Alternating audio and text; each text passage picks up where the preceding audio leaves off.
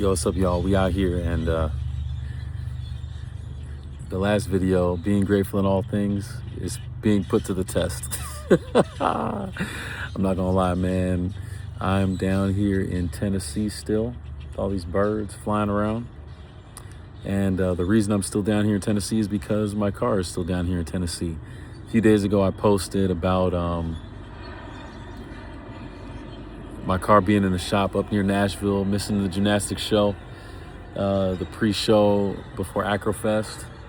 And I was able to get a ride down to Chattanooga here and be a part of Acrofest with my Navy duties being pushed off until this weekend, which starts tomorrow, which I don't know if I'll make it for, but I'll get there in a second. Being grateful in all things, man. I'll tell you this, it's easy to be grateful when things are working out the way that they're supposed to, when the timeline matches your timeline, and when you get what you want when you want it. It's a lot harder to be grateful when you have to be patient, when you're waiting for the next thing, when you don't know how things are going to go, when you feel like you've done the things that are in your power and your ability to make things happen, and things still don't happen. So it's challenging. It's challenging, but I'll give you the rundown because despite the struggle of the situation, I can at least share a little bit of positives that happened through it and give some shout outs along the way. So Acrofest is done. I'll make another video on the Acrofest experience a little bit later because that was dope too. But we get down here, and that was a week ago now.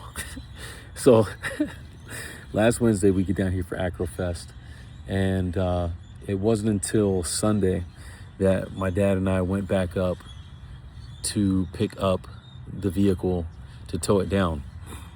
But the thing is, my brother was busy with his truck, and I needed a truck to be able to tow, and I need a dolly to be able to tow my car back down here from Nashville area. And it's wild because a buddy of mine and his wife, the Bensons, we have connections going back to Mount Etna camp, and also former gym masters as well. I had hung out with him and watched some football over at their place last, I think, Monday night, and was just talking to him about the situation and everything. And he, on behalf of their family, they offered to let me use their truck to go up the road. And, you know, I'm extremely appreciative of that. I don't know, you know, it's it's cool to meet people who are so giving and who have made that a part of their identity, and that's who they are.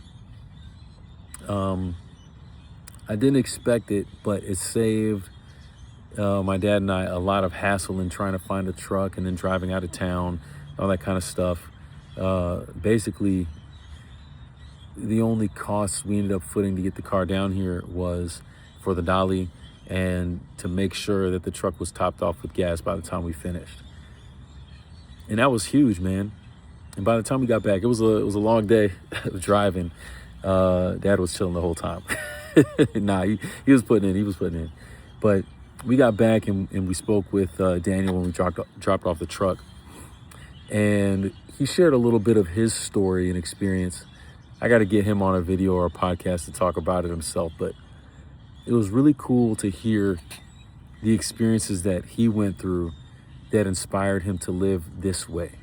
And the things that he and his wife had gone through to come to the conclusion that we want to live in this kind of way of service and making ourselves available for other people. And I think it's so cool because a lot of people don't have that. So I really want to shout them out and highlight them for that. Now, as I said, the reason that we wanted to bring the car down from Nashville and elect not to have it worked on up there, where it would have been ready on Sunday and I would have been gone almost a week ago now. But it was because of the cost being a little bit, I think, definitely high priced for what the job was. And you know how it is, you don't trust dealers, you don't trust mechanics or anything like that. So it makes it harder, right? But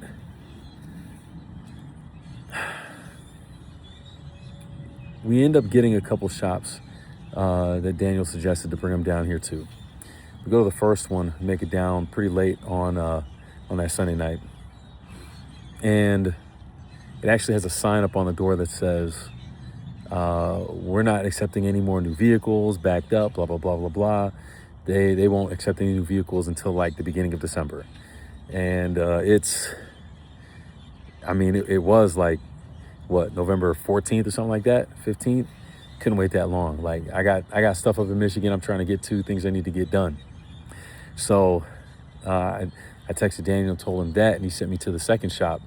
So we went over there to drop the car off, got everything set, and that was that. We were able to leave it there and said, you know what, we'll come back in person in the morning as opposed to just calling, because usually, you know how it is. If you have a choice between calling and showing up in person, the odds of you being able to get some quicker service is better if you're there in person.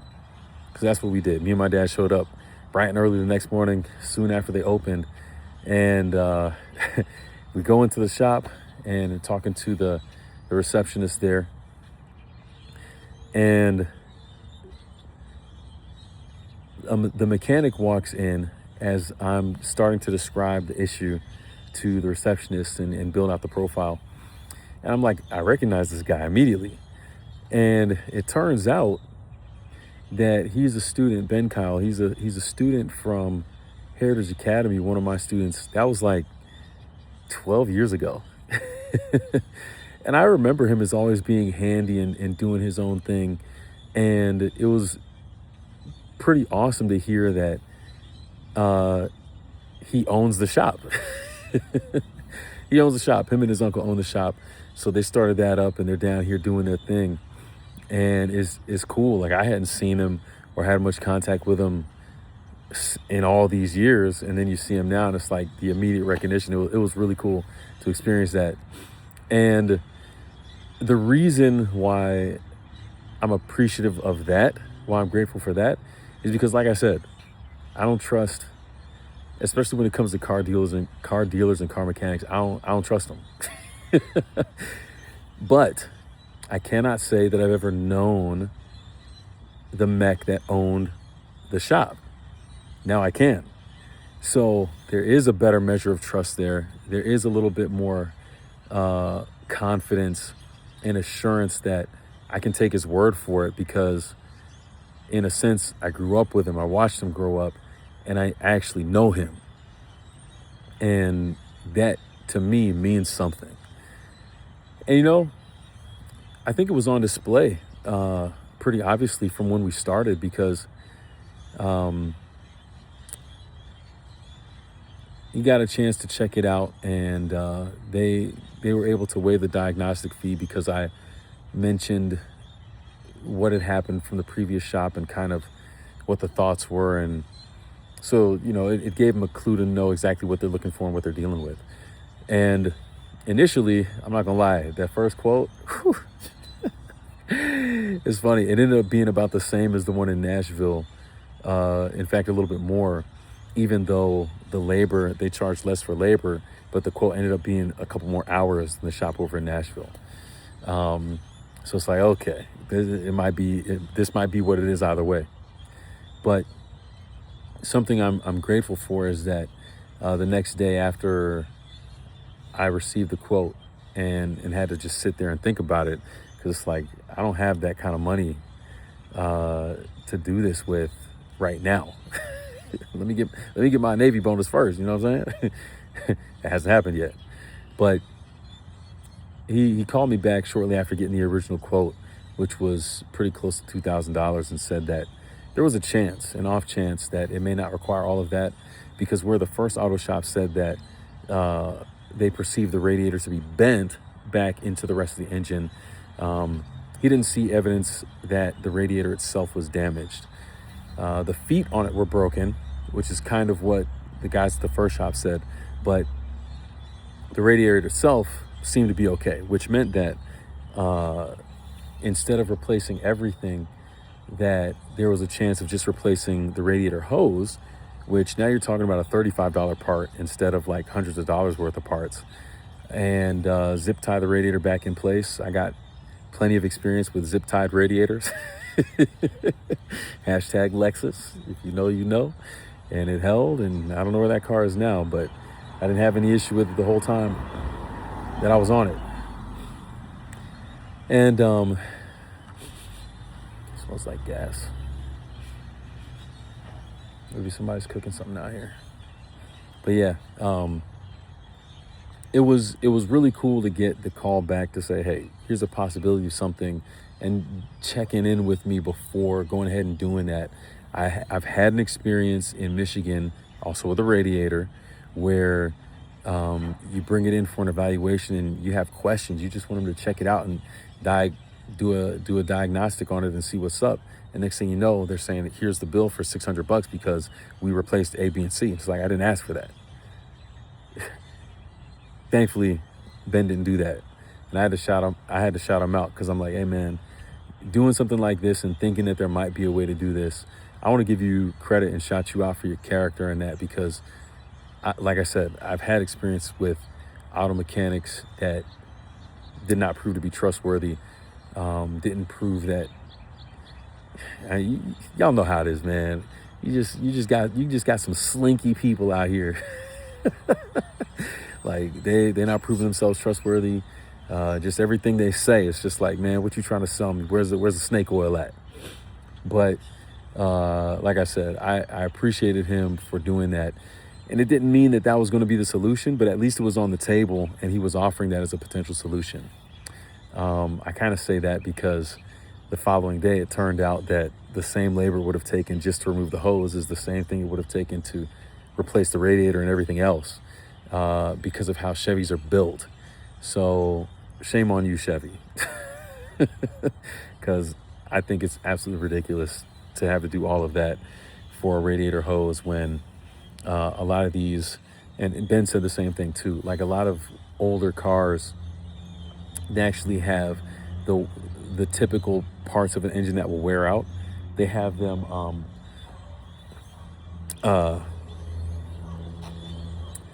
easily accessible when you open up the hood. You don't have to go taking apart half the thing to get in there. And in this case of this Chevy, it's exactly the opposite. You have to take off the front bumper and a whole lot of extra nonsense just to get back to this one little piece. I digress.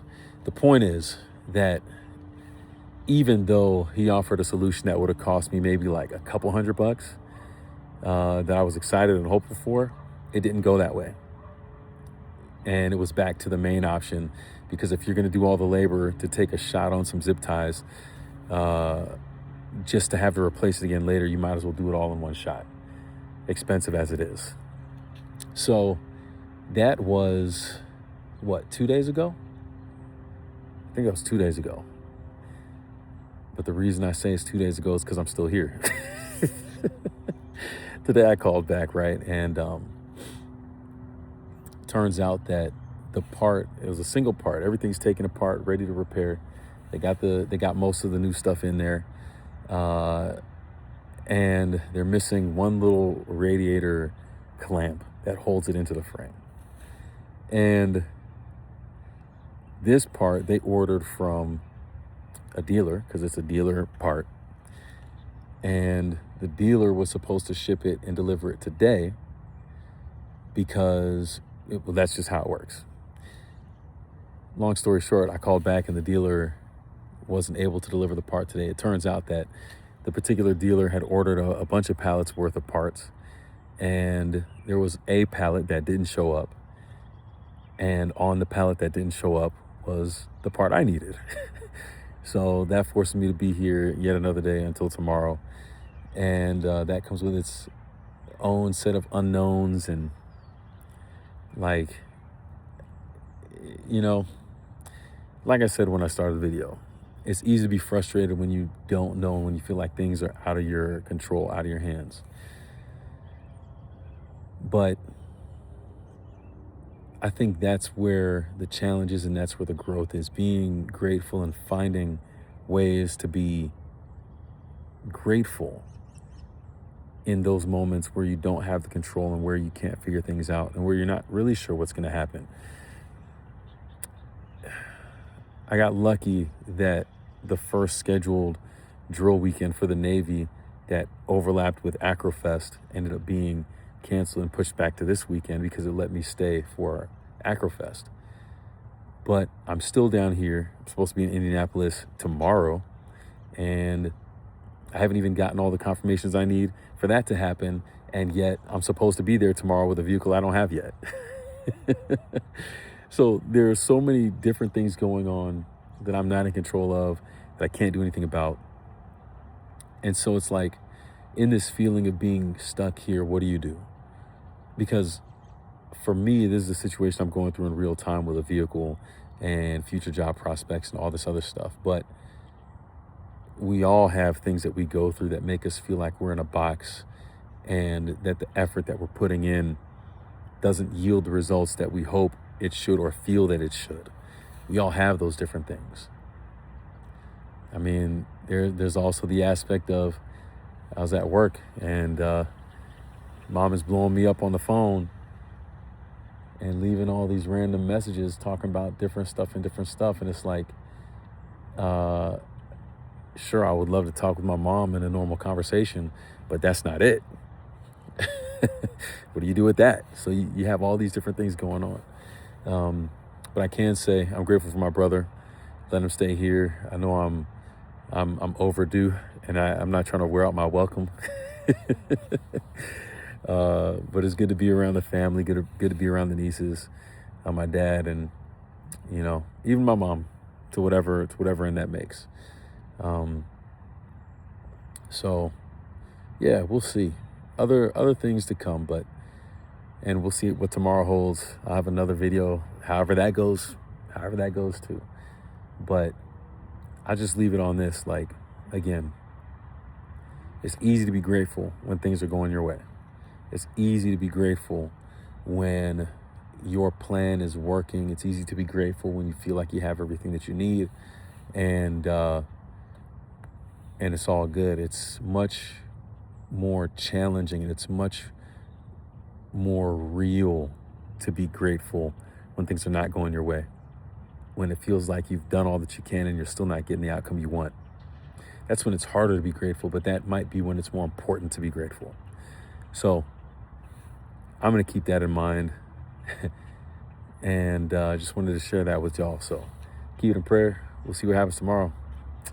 We out here, and we'll see if we end up out of here. Until then, peace.